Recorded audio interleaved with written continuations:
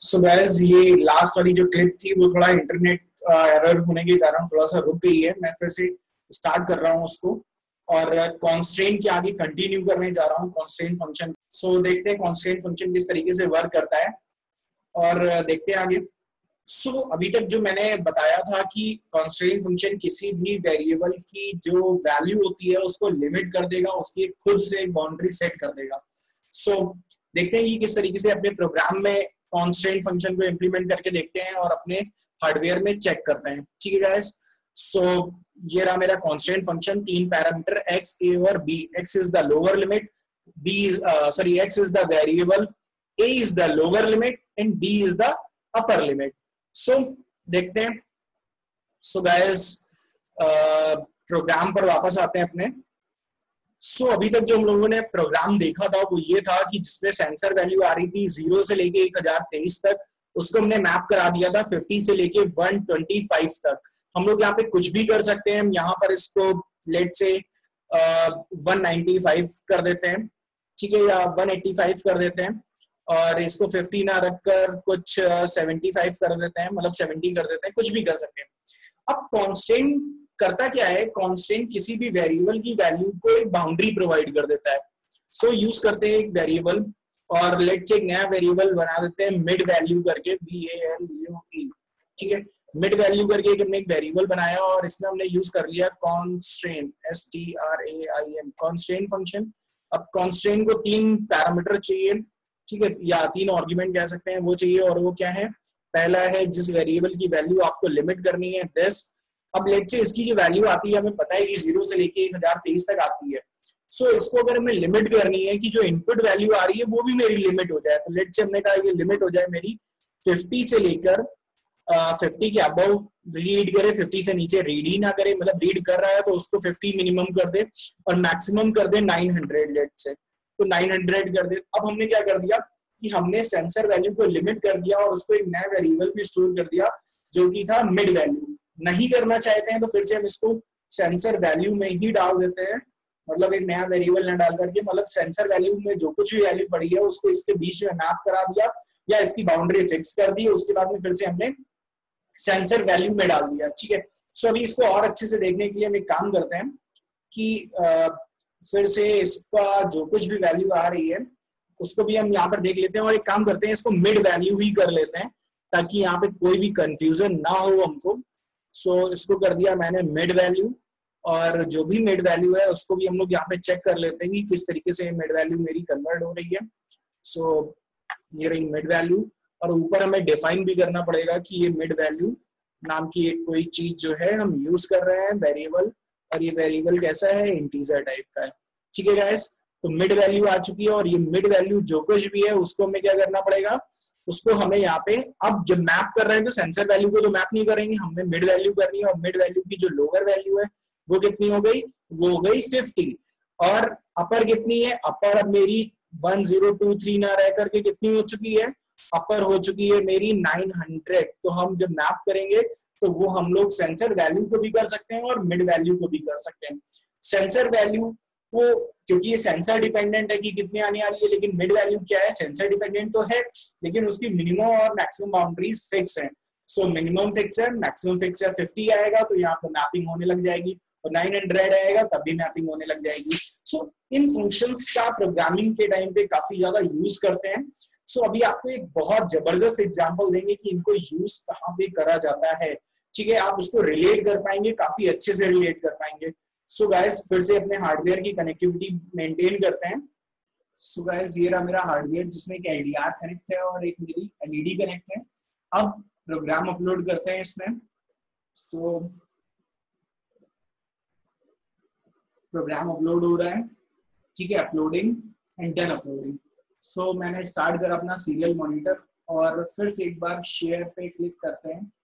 सो आप देख पा रहे हैं यहाँ पे सीरियल मॉनिटर को और हार्डवेयर भी आप साइमल्टेनियसली देख पा रहे हैं। तो आप देख पा रहे होंगे जो कुछ भी वैल्यू इस समय आ रही है सेंसर की वो 900 के अबव है, लेकिन मिड वैल्यू में जो वैल्यू जा रही है वो कितनी हो चुकी है, वो 900 के, मतलब 900 के ऊपर जा ही नहीं रही है, ठीक है। और ब्राइटनेस लेवल उसके करस्पॉन्डिंग क्या आ रहा है, 185, 185, ठीक है। सो अब सेंसर वैल्यू थोड़ा सा हम अपने एंड से कवर करके डिक्रीज कर रहे हैं, देखते हैं क्या होता है। सो सेंसर वैल्यू अभी भी आ रही है, कितनी आ रही है सेंसर वैल्यू, वो अभी भी आ रही है। कुछ गड़बड़ हो रहा है शायद, कुछ hardware connection problem I think.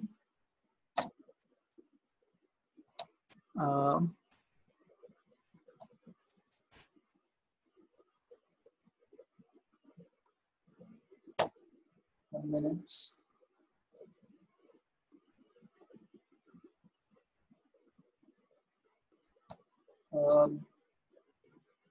There are some issues actually.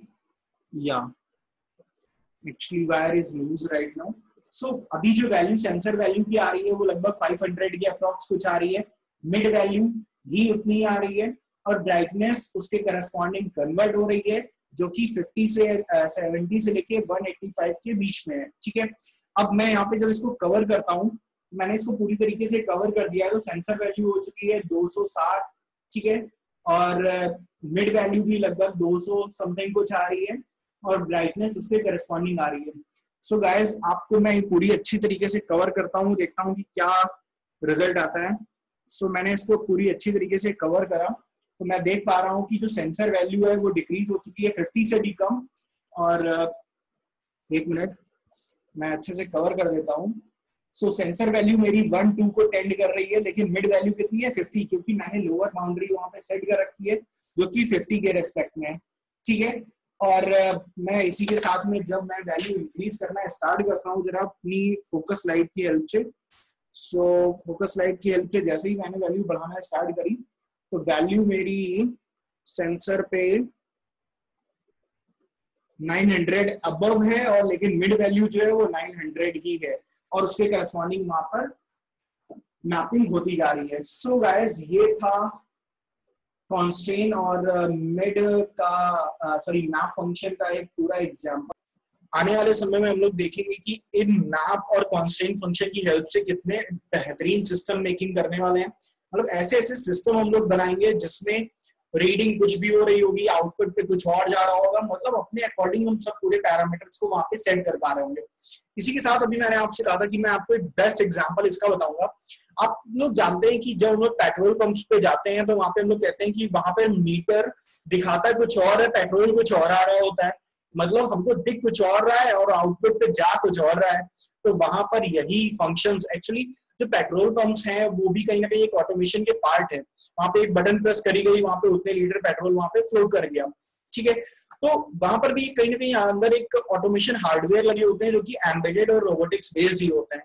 सो उसके अंदर जो प्रोग्रामिंग करी गई होती है वो मैप और कॉन्स्ट्रेंट फंक्शन की हेल्प से ही करी गई होती है, ताकि कॉन्स्ट्रेंट की हेल्प से बाउंड्री कुछ और मैप में सेट करके आउटपुट कुछ और आ सके, और जो हमें दिख रहा है वो सेंसर वैल्यू वहां पे दिखती है। ठीक है, सो इस तरीके से कॉम्बिनेशन बनाए जाते हैं और वहां पर चोरी जैसे काम वहां पर करे जाते हैं। मतलब जो पेट्रोल की चोरी होती है, जो हमको दिखता कुछ और है आता कुछ और है, तो सबसे बेस्ट एग्जांपल है कि दिखता कुछ और है होता कुछ और है। सो ये जो दिखता कुछ और है और होता कुछ और है, ये मेरा मैप और कॉन्स्ट्रेंट फंक्शन की हेल्प से ही बनाए जाते हैं। सो आने वाले वीडियो में हम लोग डिजिटल पे काम करने वाले हैं, डिजिटल इनपुट्स पे काम करने वाले हैं, उसके करस्पॉन्डिंग डिजिटल और एनालॉग सिस्टम मेक करेंगे। सो आई होप कि आपको ये वीडियो अच्छे से समझ में आए होंगे, पिछला वीडियो और ये वीडियो दोनों मिला करके। और नेक्स्ट वीडियो में हम लोग देखेंगे एक नए सिस्टम को। तब तक शेयर, लाइक एंड सब्सक्राइब करिए इस चैनल को, अपने फ्रेंड लोगों से सब्सक्राइब करिए, ताकि मैं अपने इस कंटेंट को और अच्छे से अच्छा, बेहतरीन से बेहतरीन बना सकूं। एक सेल्फ मोटिवेशन हमको मिल सके आपके लाइक से, आपके शेयर से, आपके सब्सक्राइब से। सो आई होप कि आप ये एंजॉय कर रहे हैं ये सीरीज, और एंजॉय कर रहे हैं तो आप प्लीज कमेंट करिए, प्लीज कमेंट करिए। सो